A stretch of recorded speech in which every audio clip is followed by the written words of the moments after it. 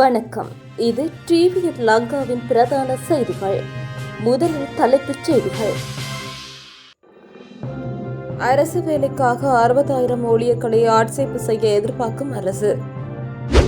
மூத்த போலீஸ் மற்றும் இராணுவ அதிகாரிகளின் சொத்துக்கள் குறித்து லஞ்ச ஊழல்களுக்கு எதிரான ஆணைக்குழு விசாரணை. செம்மணி மனித புதைக்குழியின் 3ஆம் கட்ட அகழ்வு பணிகள் அடுத்த வருடம் முன்னெடுக்கப்படும்.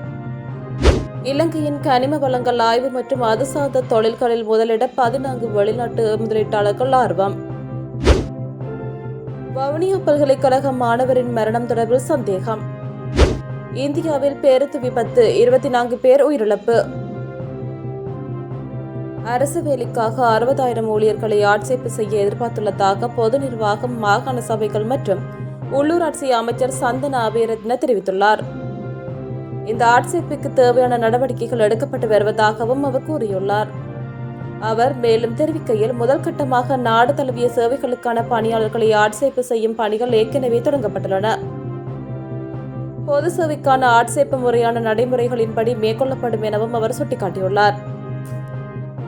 மூத்த போலீஸ் மற்றும் இராணுவ அதிகாரிகளின் சொத்துக்கள் குறித்து லஞ்ச ஊழல்களுக்கு எதிரான ஆணைக்குழு விசாரணையை ஆரம்பித்துள்ளது.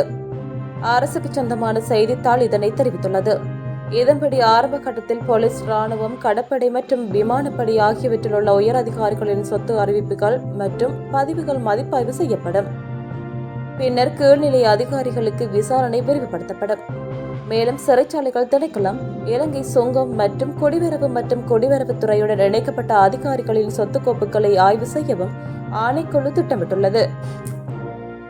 செம்மணி மனித புதைக்குழிக்குள் மழைநீர் தேங்கி நிற்பதனால் அடுத்த வருடமே 3ஆம் கட்ட அகழ்வு பணிகள் முன்னெடுக்கப்படும் என தீர்மானிக்கப்பட்டுள்ளது. செம்மணி மனித புதைக்குழியில் இருந்து இதுவரையில் 2 கட்டங்களாக மேற்கொள்ளப்பட்ட அகழ்வு பணிகளின் போது 240 மனித எண்புக்கூட்டு எச்சங்கள் அடையாளம் காணப்பட்டுள்ள நிலையில் 239 எண்புக்கூட்டு எச்சங்கள் அகழ்ந்து எடுக்கப்பட்டுள்ளன. இந்நிலையில் 3ஆம் கட்ட அகழ்வு பணிகளுக்கான நிதி ஒதுக்கப்பட்டுள்ள நிலையில் 3ஆம் கட்ட அகழ்வாய்வு பணிகளை முன்னெடுப்பது தொடர்பில் ஆராய்வதற்காக ஜாழ் நீதவான் நீதிமன்ற நீதவான் எஸ். லெனின்குமார், சட்ட வைத்திய அதிகாரி செல்லையா பிரணவன், சட்டத்தரணிகளான நிரஞ்சன், ரஜிதா உள்ளிட்டோர் அடங்கிய குழுவினர் நேரில் சென்று பார்வையிட்டுள்ளனர்.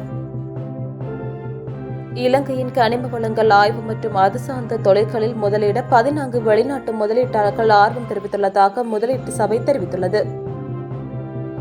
இந்த முன்மொழியப்பட்ட முதலீடுகளின் மொத்த மதிப்பு சுமார் $1 பில்லியன் என மதிப்பிடப்பட்டுள்ளது. இந்த முதலீடுகளில் பெரும்பாலானவை கனிம மணல் ஆய்வு மற்றும் பதப்படுத்துதலில் கவனம் செலுத்துகின்றன.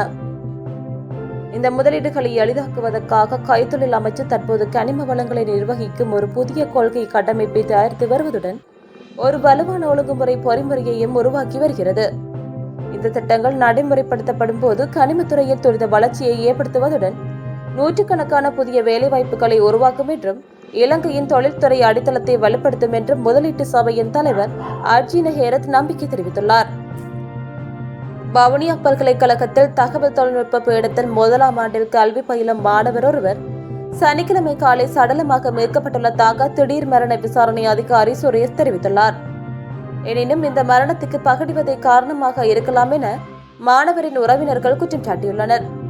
இவ்வாறு உயிரிழந்தவர் அனுராதபுரம் ஜேசிரிபுர பகுதியைச் சேர்ந்த 23 வயதுடைய மாணவர் என தெரிவிக்கப்படுகின்றது. வெள்ளிக்கிழமை மாலை முதல் நள்ளிரவு வரை பல்கலைக்கழகத்தில் மாணவர்களின் மது விருந்து பாசாரம் இடம்பெற்றுள்ளது. இதன்போது குறித்த மாணவனுக்கு மது கட்டாயப்படுத்தி கொடுக்கப்பட்டுள்ளதாக உறவினர்கள் தெரிவிக்கின்றனர். கிளிநொச்சி போலீஸ் நிலையத்தின் நீதிமன்ற கட்டளைகளுக்கு சமூகம் அளிக்காத 42 சந்தேக நபர்கள் கைது செய்யப்பட்டுள்ளனர். குறித்த சந்தேக நபர்கள் தர்மபுரம் போலீஸ் பிரிவுக்கு உட்பட்ட பகுதிகளில் வைத்து இன்றைய தினம் கைதாகியுள்ளனர். கிளிநொச்சி போலீசார் மற்றும் தர்மபுர போலீசார் இன்று அதிகாலை மேற்கொண்ட தேடுதல் நடவடிக்கையின் போது இவர்கள் சிக்கியுள்ளனர். முன்னாள் அமைச்சர் கெஹலிய ரம்புக்வெல்லவின் குடும்பத்தினரின் சொத்துக்களை முடக்குவது குறித்த நீதிமன்ற தீர்மானத்தை சவாலுக்கு உட்படுத்தும் வகையில் தாக்கல் செய்யப்பட்டிருந்த மனுக்கள் உயர்நீதிமன்றினால் தள்ளுபடி செய்யப்பட்டுள்ளது. லஞ்ச ஊழல் மோசடி தவிர்ப்பு விசாரணை ஆணைக்குழுவினால் தாக்கல் செய்யப்பட்ட மனுவின் அடிப்படையில் மேற்கொள்ளப்பட்ட விசாரணைகளின் அடிப்படையில் ரம்புக்வெல்லவின் குடும்பத்தினருக்கு சொந்தமான சொத்துக்களை முடக்குமாறு கொழும்பு உயர்நீதிமன்றம் வழங்கிய உத்தரவை செல்லாது செய்வதற்காக தாக்கல் செய்யப்பட்ட 3 மனுக்கள் உயர்நீதிமன்றத்தால் நிராகரிக்கப்பட்டுள்ளன. இந்தியா தெலங்கானா மாநிலத்தில் இன்று காலையில் பேருந்து மீது டிப்பர் லோரி மோதிய விபத்தில் 24 பேர் உயிரிழந்துள்ளனர். இன்று காலை மோட்டார் சைக்கிளை மொந்திச் செல்ல முயன்றபோது டிப்பர் லோரி பேருந்து மீது மோதியதாக கூறப்படுகிறது. இந்த பயங்கர விபத்தில் 24 பேர் உயிரிழந்துள்ளனர். காயமடைந்தவர்கள் அருகிலுள்ள வைத்தியசாலைகளுக்கு மாற்றப்பட்டுள்ளனர்.